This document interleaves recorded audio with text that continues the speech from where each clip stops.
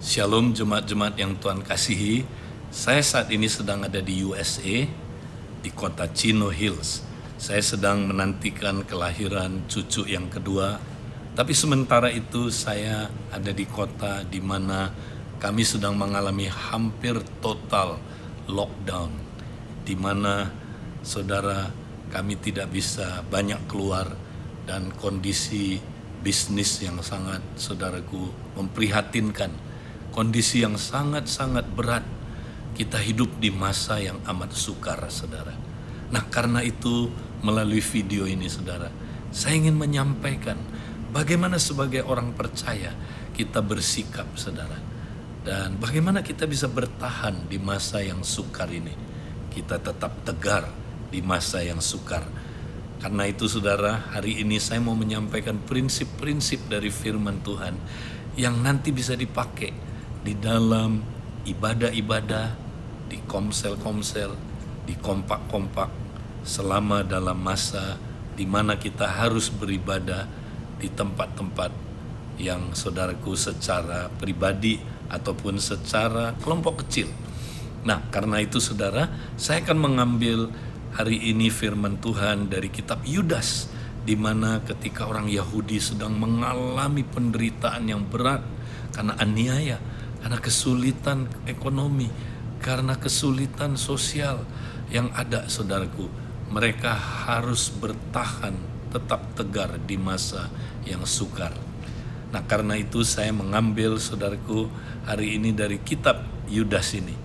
Nah, kita akan lihat dulu, saudara, pertama apa tujuannya, ya, ada masa yang sukar di akhir zaman. Kalau kita baca di dalam Alkitab, tujuannya, saudaraku, yang paling utama adalah, ya, supaya, saudaraku, terjadi pemisahan antara kambing dengan domba, antara, saudaraku, lalang dengan gandum, murid yang sejati dengan murid palsu. Saudaraku, di dalam Yudas dikatakan pada akhir zaman, ya, kalau kita baca di dalam ayat yang ke-18 sampai ayat yang ke-19, katanya, sebab, ya, mereka telah mengatakan kepada kamu menjelang akhir zaman akan tampil pengejek-pengejek yang akan hidup menurut hawa nafsu kefasikan mereka. Mereka adalah pemecah belah yang dikuasai hanya oleh keinginan-keinginan dunia ini dan yang hidup tanpa Roh Kudus. Saudara, pada akhir zaman akan muncul pengejek-pengejek, ya, dan mereka ini pemecah belah gereja. Mereka hidup tanpa Roh Kudus. Jadi ini bukan berbicara orang yang di luar sana, tetapi di dalam kalangan kita sendiri, di dalam gereja. Nah, Tuhan mau memisahkan antara, saudaraku, orang Kristen sejati dengan orang Kristen yang palsu. Sebab itu, saudara, saya percaya kita tidak mau menjadi orang Kristen yang palsu. Kita tidak mau, saudaraku, menjadi seperti yang dikatakan tadi. Nah, karena itu, saudara, kalau kita benar orang Kristen sejati, apa yang harus kita lakukan di masa yang sukar ini? Nah, di dalam firman Tuhan ini, saudara, dalam ayat yang ke-20 sampai dengan ayat yang ke-24, Alkitab memberikan kita 5 hal yang harus kita lakukan agar kita, saudara, bisa tetap, ya, bertahan di masa yang sukar. Kita boleh, saudaraku, ya, tegar di masa yang sukar. Nah, bagaimana caranya? Mari kita lihat 5 langkah atau 5 hal ini, saudara. Yang pertama, saudaraku, ya, dikatakan dalam ayat yang ke-20, akan tetapi kamu, saudara-saudaraku yang kekasih, bangunlah dirimu sendiri di atas dasar imanmu yang paling suci. Yang pertama katanya, bangun, ya, diri kita, saudara, di atas iman yang paling kudus. Artinya apa iman yang paling kudus? Iman yang paling kudus ini kalau kita lihat di ayat yang ketiga, saudara, di situ dikatakan, ya, bahwa telah disampaikan kepada kita, ya, supaya kita mempertahankan iman yang telah disampaikan kepada orang-orang kudus. Jadi, saudara, itulah iman yang paling kudus. Artinya apa, saudara? Ajaran-ajaran Yesus yang disampaikan kemudian melalui rasul-rasul atau pengajaran rasul-rasul. Nah, ini dasar iman kita yang menyelamatkan. Saudara, kita harus pertahankan ya iman kita yang paling kudus itu, yaitu dengan kita mempertahankan pengajaran Yesus, pengajaran rasul-rasul. Ya, ini berbicara tentang doktrin-doktrin yang dasar yang sangat penting. Siapakah Allah? Allah Tritunggal. Hati-hati dengan ajaran yang tidak percaya Allah Tritunggal.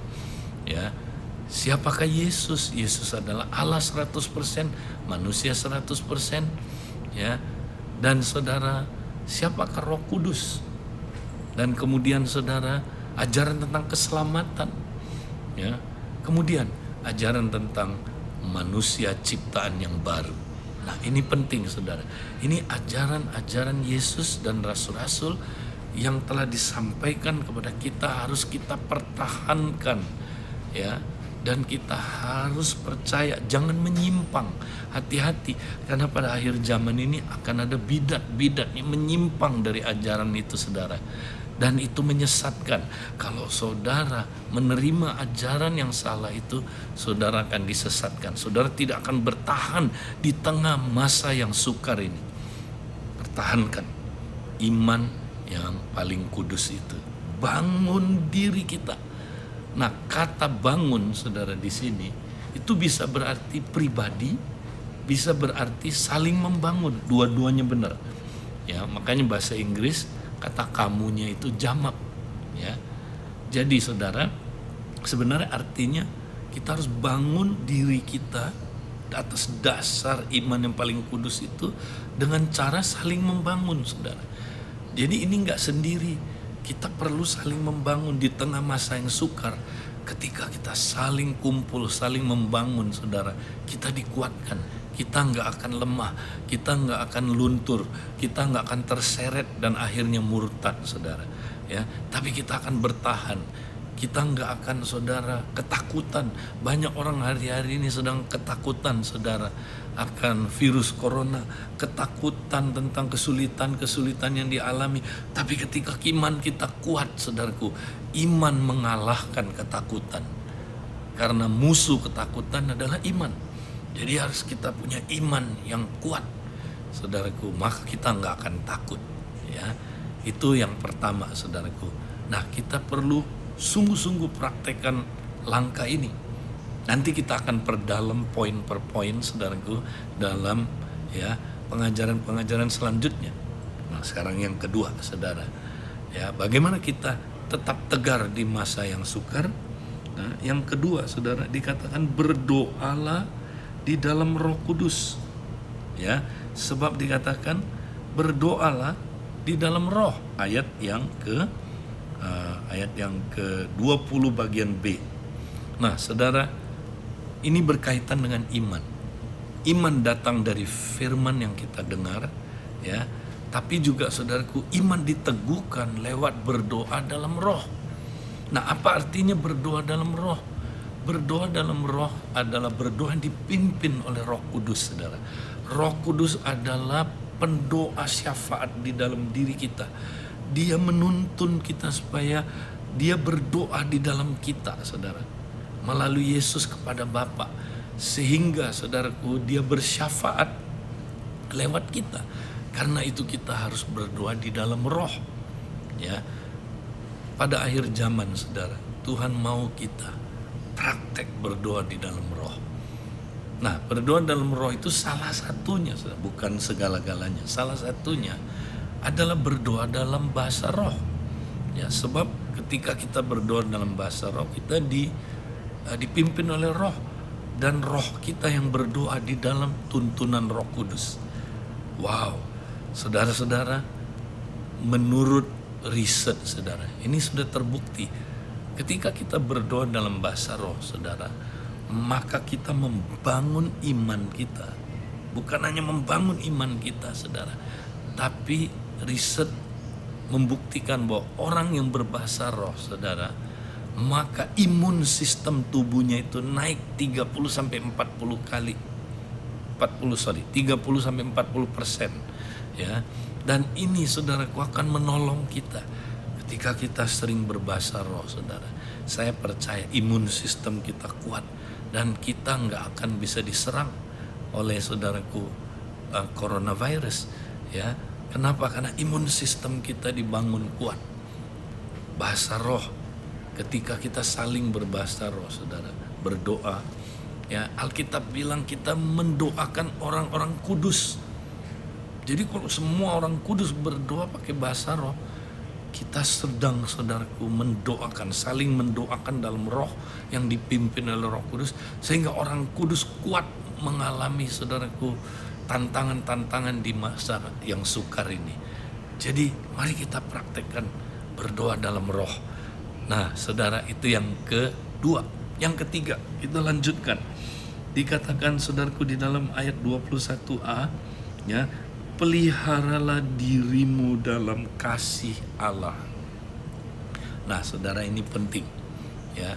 Di masa yang sukar ini, mari kita terus hidup dalam kasih Allah dan pelihara diri kita dalam kasih itu, saudara. Karena kasih itu mengalahkan ketakutan. Kasih mengusir ketakutan. Orang yang, saudaraku, mengasihi dia nggak takut, ya. Makanya kalau saudara takut, belum sempurna dalam kasih, ya. Jadi coba renungin terus, kasih Tuhan tuh besar terhadap kita, saudara. Kasih Tuhan begitu luar biasa. Ketika kita renungkan ini, kita nggak takut, ya. Ada sebuah kesaksian gereja mula-mula, saudara, ya. Pada tahun abad yang keempat, saudaraku, yaitu di kota Kaisaria, terjadilah, saudaraku, sebuah bencana yang sangat mengerikan. Setelah terjadi perang, kemudian kelaparan, kota itu mengalami wabah penyakit seperti coronavirus ini, saudara, di mana orang pada mati. Wabah itu membunuh begitu banyak orang. Akhirnya orang-orang yang tidak percaya, orang-orang pagan, penyembah berhala, mereka semua kabur dari kota itu, lari, meninggalkan orang-orang sakit. Keluarganya ditaruh di luar rumah, dibiarkan mati. Tidak ada yang peduli, saudara. Mayat bergelimpangan semua, ya, kena penyakit yang mewabah. Orang tidak percaya kabur semua. Tapi yang heran, saudara, menurut laporan Eusebius, penatua di kota Kaisaria, orang Kristen tinggal, saudara. Enggak ada yang lari, tinggal. Mereka, saudaraku, tidak takut sama wabah penyakit itu. Mereka bahkan angkutin mayat-mayat itu. Mereka, saudaraku, pelihara orang-orang yang sakit, kasih makan. Mereka sendiri sedang menderita, saudaraku, tapi mereka memberi. Dan hal itu, saudara, membuat orang-orang begitu tersentuh hatinya, saudara. Saudaraku, ada juga orang Kristen yang meninggal, ya, tapi kebanyakan mengalami mujizat. Mereka tidak kena virus itu atau wabah penyakit itu, saudara. Dan yang luar biasa, tercatat dalam sejarah, oleh karena perbuatan orang Kristen yang penuh kasih, yang melayani orang-orang lain yang menderita, saudara. Oleh karena itulah, maka kerajaan Romawi akhirnya memeluk agama Kristen, saudara. Wow, seluruh kerajaan Romawi memeluk agama Kristen karena dari, saudaraku, perbuatan orang Kristen yang penuh kasih itu. Saudara, mari di tengah situasi kita mengalami, saudaraku, ya, penderitaan, kesukaran ini, kita jangan egois, jangan pikirin diri sendiri. Mari kita hidup penuh kasih Allah sehingga, saudaraku, kita bisa memperhatikan orang-orang yang menderita, orang-orang lain seperti gereja mula-mula. Nah, kemudian, saudara, selanjutnya, bukan cuma itu, katanya nantikanlah rahmat Tuhan yang akan datang itu. Ini ayat 21b. Saudaraku, kita mesti menantikan, ya, kedatangan Tuhan yang kedua kali, yang membawa rahmat buat orang yang tidak percaya, saudara. Tuhan Yesus datang membawa hukuman yang mengerikan, ya, hukuman karena pemberontakan manusia, kejahatan manusia. Tetapi bagi orang yang percaya, bagi kita, Tuhan datang membawa rahmat, di mana saudaraku belas kasihannya ya membawa kita saudaraku supaya kita boleh diselamatkan, dan kita saudaraku mengalami ya kedatangannya, di mana itu menjadi pengharapan yang besar. Kedatangan Tuhan saudara menjadi pengharapan. Ketika kita ada pengharapan, Tuhan pasti datang, takut itu hilang. Kita akan sanggup bertahan di masa sukar, karena orang yang punya pengharapan, orang itu saudaraku akan punya saudaraku daya tahan, dan dia akan mampu mengatasi kesulitan apapun dalam hidupnya. Nah, selanjutnya saudaraku, supaya kita bisa ya saudara hidup menantikan rahmat Tuhan yang akan datang itu, maka yang terakhir kita mesti tunjukkan belas kasihan kita ya kepada siapa aja. Kalau saudara baca ayat 22 sampai ayat 23 ya, kita mesti tunjukkan belas kasihan pertama kepada orang-orang yang ragu-ragu. Artinya orang yang saudaraku lemah imannya. Nah, makanya kita jangan saudara menghakimi. Kalau ada saudara kita yang lemah imannya, dia juga ikut takut ya menghadapi coronavirus, jangan dihakimi.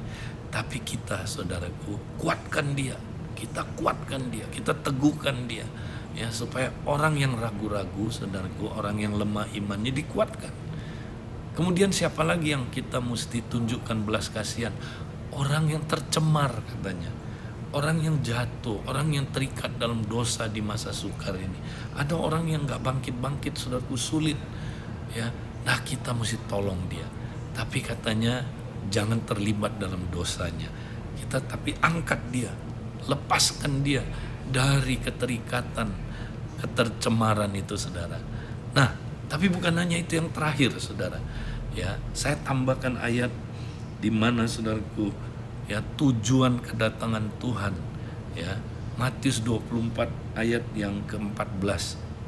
Kita lihat saudaraku, Tuhan datang untuk supaya saudaraku menjemput tuaian dia yang terbesar ya. Tuhan mau saudaraku bangsa-bangsa ya diselamatkan ya. Karena itu saudara, ketika situasi ini datang, mari kita jangan fokus saudaraku takut, dikuasai oleh takut akan virus corona ini. Tetapi ini kesempatan untuk kita memenangkan jiwa. Karena Matius 24 ayat 14 bilang saudara, ini tanda kedatangan Tuhan, yaitu Injil harus diberitakan kepada, Injil kerajaan harus diberitakan kepada segala suku bangsa, menjadi kesaksian, barulah tiba kesudahannya. Saudara, mari kita jangan takut mendengar kabar-kabar ini. Tuhan bilang jangan takut, tapi fokus menuai jiwa-jiwa saudara. Fokus untuk menginjili, memenangkan orang-orang yang terhilang. Dan lewat itu saudara, kita siap tetap tegar di masa sukar. Tuhan memberkati saudara.